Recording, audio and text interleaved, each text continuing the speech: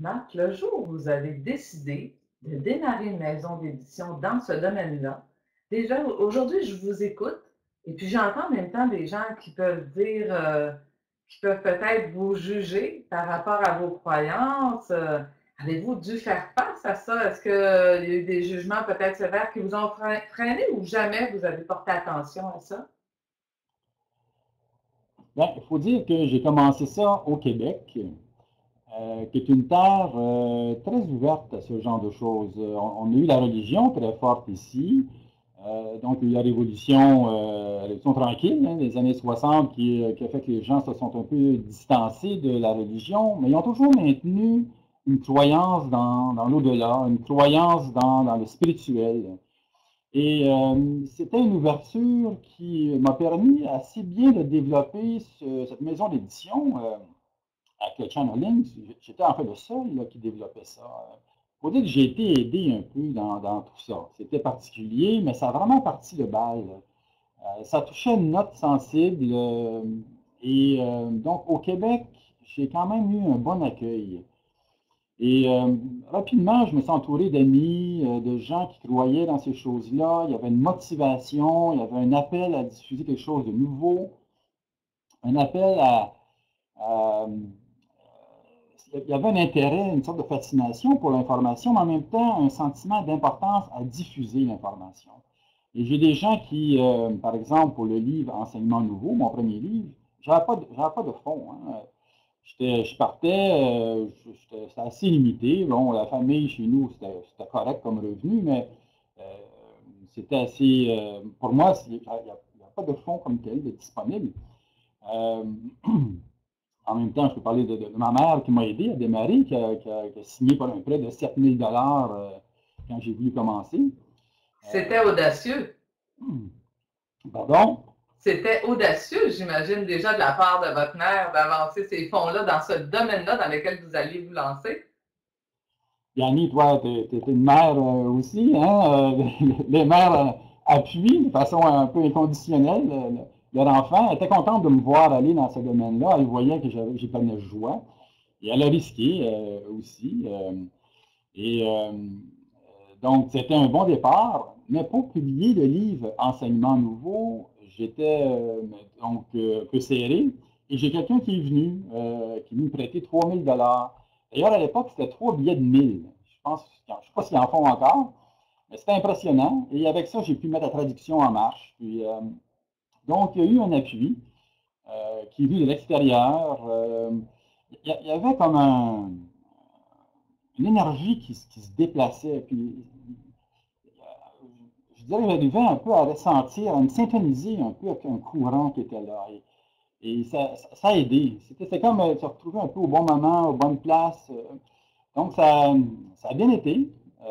Évidemment, il y a eu des hauts et des bas. Hein. Ça n'a pas toujours été une belle croissance parfaite. Il y a des leçons, bien sûr, qu'on apprend dans la vie.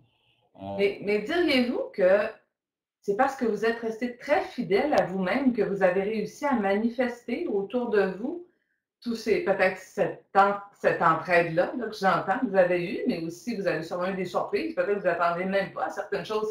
Peut-être que certains investisseurs sont arrivés par hasard, ce hasard qui n'existe pas. Mais est-ce que vous croyez vraiment qu'en étant fidèle comme ça, à qui vous étiez à l'intérieur de vous, ça vous a aidé à propulser votre mission, votre projet de vie? Je pense que oui. D'une part, il y avait une foi dans cet enseignement-là. Je pense que les gens voyaient que pour moi, c'était par conviction intérieure que je m'impliquais dans ce domaine-là. Bien sûr, il faut faire un profit, il faut rentabiliser, il faut payer une secrétaire, un local, mais j'ai toujours été sensible à l'enseignement en premier. En fait, dans toute l'histoire d'Ariane Édition, on n'a jamais publié un livre parce que on disait que ça va être un best-seller, puis peu importe le contenu. On a toujours voulu maintenir une belle qualité et la vie a fait en sorte qu'on s'est trouvé avec des livres qui ont effectivement été des best-sellers. Ariane Édition, on a plus qu'un titre qui a dépassé les 200 000, 300 000 copies vendues. Vous avez approfondi très jeune, d'ailleurs, les lois de la manifestation. Vous avez publié un article dans un magazine, d'ailleurs, que vous éditiez il y a plusieurs années.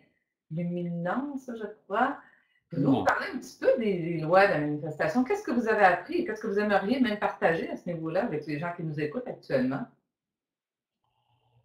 Alors, je dirais, là aussi, peut-être plus vers 25 ans, je suis tombé sur certains écrits qui parlaient de la manifestation, les lois de la manifestation. Mais petit à petit, j'en suis venu à saisir les principes.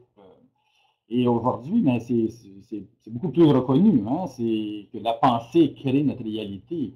Et la Terre actuellement, elle est dans son état, c'est un reflet de l'intérieur.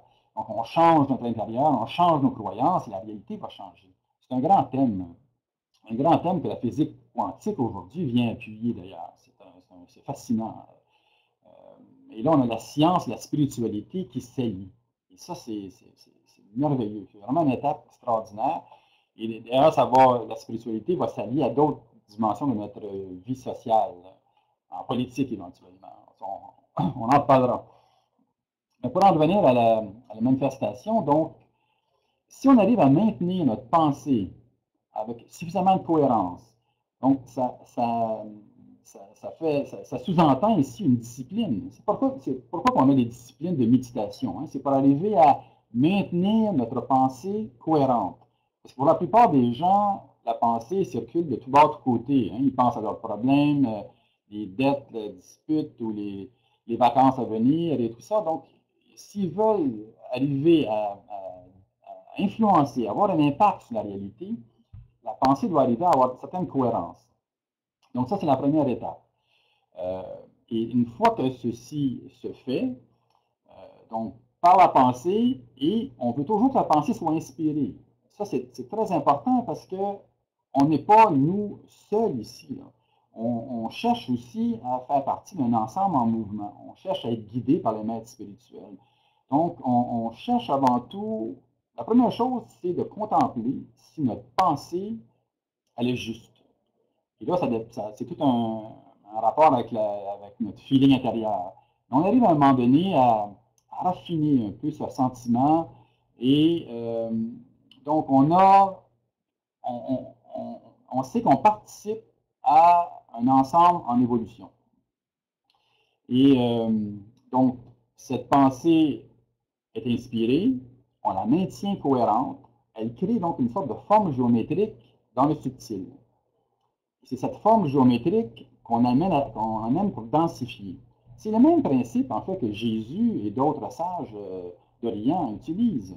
Hein, on a Saïd Baba qui faisait apparaître, par exemple, une petite chaîne avec une croix qu'il offrait à quelqu'un. Donc, il maintenait sa pensée avec une cohérence, c'est pour ça qu'on parle de maître, hein, une maîtrise ici. Il entoure ça d'une vibration d'émotion. Donc, c'est une émotion d'une qualité particulière. Hein. C'est une émotion où on souhaite voir l'objet qu'on souhaite manifester, on souhaite le voir s'entourer d'une énergie de vie aussi. L'émotion amène la vie, donc une vibration qui se crée dans la forme géométrique qu'on a préalablement maintenue par la pensée. On l'habille de vie, on lui donne vie, donc elle se met à avoir une résonance.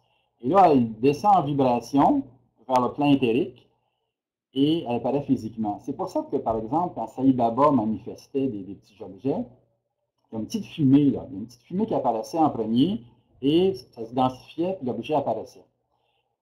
Donc, c'est une science, en fait. Les gens voient les miracles de Jésus et de d'autres maîtres, mais c'est une science de l'esprit. Et on peut manifester un objet, mais on peut aussi influencer les événements qui nous arrivent. On peut influencer notre futur. Et là, on parle de synchronicité, on parle d'une autre gamme, là. Mais ça fait toute partie de la même chose. Et donc, j'ai étudié ça plus jeune et je pense que ça m'a servi pour bâtir les éditions Ariane parce que pour moi, c'était toujours offert. Hein, offert au guide pour que ça serve. Je demandais que ça soit mandaté. Si ce que je voulais manifester n'était pas bien, en harmonie, que ça soit mandaté par les guides, donc rendu en harmonie avec toute forme de vie. Et je le laisse aller dans l'univers, si on veut, et la forme pensée va aller chercher d'une main ou d'une autre, des fois de façon vraiment fort étonnante, les éléments qu'elle a besoin pour se constituer et apparaître sur le plan physique. Et là, qui fait que tu as des rencontres quelque part avec quelqu'un, avec une personne, des financements qui arrivent au bon moment. Et ensemble, collectivement, on peut changer la réalité de cette planète. C'est tout le thème, en fait, des éditions Allianz. Dans